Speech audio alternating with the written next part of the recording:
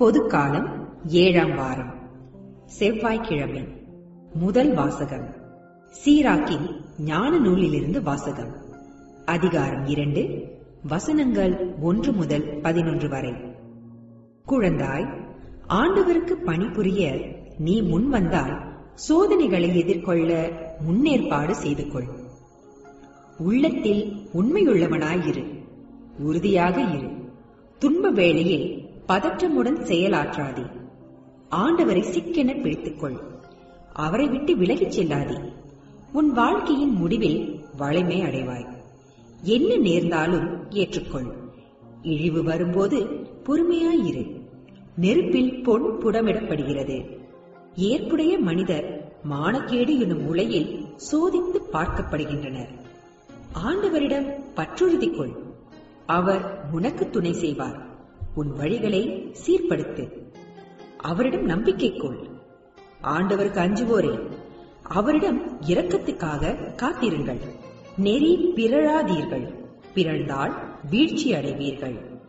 ஆண்டவருக்கு அஞ்சுவோரே, அவரிடம் நம்பிக்கை கொள்ளுங்கள், உங்களுக்கு கைமாறு கிடைக்காமல் போகாது. ஆண்டவருக்கு அஞ்சுவோரே, நல்லவை மீது நம்பிக்கை கொள்ளுங்கள். நிலையான மகிழ்ச்சியையும் இரக்கத்தையும் எதிர்நோக்கி இருங்கள். முந்தைய தலைமுறைகளை எண்ணி பாருங்கள். ஆண்டவரிடம் பற்றுறுதி கொண்டிருந்தோருள் ஏமாற்றம் அடைந்தவர் யார்? அவருக்கு அஞ்சி நடந்தோருள் கைவிடப்பட்டவர் யார்? அவரை மன்றாடினோருள் புறக்கணிக்கப்பட்டவர் யார்? ஆண்டவர் பரிவும் இரக்கமும் உள்ளவர், பாவங்களை மன்னிப்பவர், துன்ப வேளையில் காப்பாற்றுகிறவர். இது ஆண்டவர் வழங்கும் அருள்வாக்கு. இறைவா, உமக்கு நன்றி. புனித மாற்கு எழுதிய நற்செய்தியிலிருந்து வாசகம். அக்காலத்தில் இயேசுவும் அவருடைய சீடர்களும் மலையை விட்டு புறப்பட்டு கலிலேயா வழியாக சென்றார்கள். அது யாருக்கும் தெரியக்கூடாது என்று இயேசு விரும்பினார். மானிட மகன் மக்களின் கையில் ஒப்புவிக்கப்பட இருக்கிறார். அவர்கள் அவரை கொலை செய்வார்கள். கொல்லப்பட்ட 3 நாட்களுக்கு பின் அவர் உயிர் தழுவார் என்று அவர் தம் சீடருக்கு கற்பித்துக் கொண்டிருந்தார். அவர் சொன்னதோ அவர்களுக்கு விளங்கவில்லை. அவரிடம் விளக்கம் கேட்கவும் அவர்கள் அஞ்சினார்கள். அவர்கள் கப்பர்நகூமுக்கு வந்தார்கள். அவர்கள் வீட்டில் இருந்த பொழுது இயேசு, வழியில் நீங்கள் எதை பற்றி வாதாடிக் கொண்டிருந்தீர்கள் என்று கேட்டார். அவர்கள் பேசாதிருந்தார்கள். ஏனெனில் தங்களுள் பெரியவர் யார் என்பதை பற்றி வழியில் ஒருவரோடு ஒருவர் வாதாடிக் கொண்டு வந்தார்கள். அப்பொழுது அவர் அமர்ந்து 12 அழைத்து அவர்களிடம், ஒருவர் முதல்வராக இருக்க விரும்பினால் அவர் அனைவரிலும் கடைசியானவராகவும் அனைவருக்கும் தொண்டராகவும் இருக்கட்டும் என்றார். பிறகு அவர் ஒரு சிறு பிள்ளையை அழைத்து அவர்கள் நடுவே நிறுத்தி அதை அரவணைத்துக் கொண்டு, இத்தகைய சிறு பிள்ளைகளுள் ஒன்றை என் பெயரால் ஏற்றுக்கொள்பவர் எவரும் என்னையே ஏற்றுக்கொள்கின்றார். என்னை ஏற்றுக்கொள்பவர் என்னை மட்டுமல்ல, என்னை அனுப்பியவரையே ஏற்றுக்கொள்கின்றார் என்றார். இது கிறிஸ்துவின் வாழ்வு தரும் நற்செய்தி. கிறிஸ்துவே, உமக்கு புகழ். அன்புக்குரியவர்களே, ஒரு மேலான நிறைவான வாழ்வை நம்முடையதாக்குவதற்கு நாம் யாரை பற்றிக் கொள்ள வேண்டும், யாரை அல்லது எதை பற்றிக் கொள்ளக்கூடாது என்பது பற்றிய தெளிவை இன்றைய வாசகங்கள் நமக்கு தருகின்றன. முதல் வாசகத்தில் சீராக்கின் ஞான நூலாசிரியர் கடவுளுக்கு அஞ்சி அவரை பற்றிக் கொள்ள வேண்டும் என்று அறிவுறுத்துகிறார். இங்கு கடவுளுக்கு அஞ்சுவது என்றால் அவரை பார்த்து பயப்பட வேண்டும் என்பது அல்ல பொருள். மாறாக முழுமையாக இறைவனிடம் நாம் சரணடைய வேண்டும் என்பதை சுட்டிக்காட்டுகிறது. இறைவனிடம் சரணடைந்து யார் அவரை முழுமையாக பற்றிக் கொள்கின்றார்களோ அவர்கள் அடையக்கூடிய பலன்கள் யாவை என்பதை சீராக்கின் ஞான நூலாசிரியர் எடுத்துரைக்கின்றார். முதலாவதாக, அது நமக்கு வளமையை கொண்டு வருகிறது. உன் வாழ்க்கையின் முடிவில் நீ வளமை அடைவாய் என்கின்றார் வசனம் 1. இரண்டாவதாக, இறைவனின் துணையை நாம் உணர ஆரம்பிக்கின்றோம். ஆண்டவரிடம் பற்றுறுதிகள், அவர் உனக்கு துணை செய்வார் என்கின்றார் வசனம் 6. மூன்றாவதாக, நிலையான மகிழ்ச்சியையும் இறைவனது பேரிரக்கத்தையும் பெற்றுக்கொள்கின்றோம். ஆண்டவருக்கு அஞ்சுவோரே, நல்லவை மீது நம்பிக்கை கொள்ளுங்கள், நிலையான மகிழ்ச்சியையும் இரக்கத்தையும் எதிர்நோக்கியிருங்கள் என்கின்றார். வசனம் 9.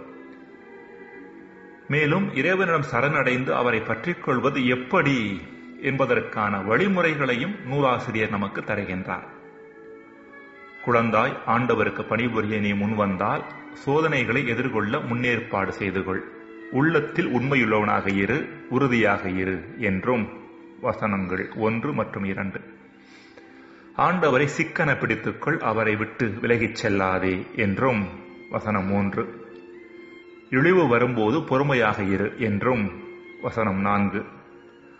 உன் வழிகளை சீர்படுத்து, அவரிடம் நம்பிக்கை கொள் என்றும் வசனம் 6 அறிவுறுத்துகிறார்.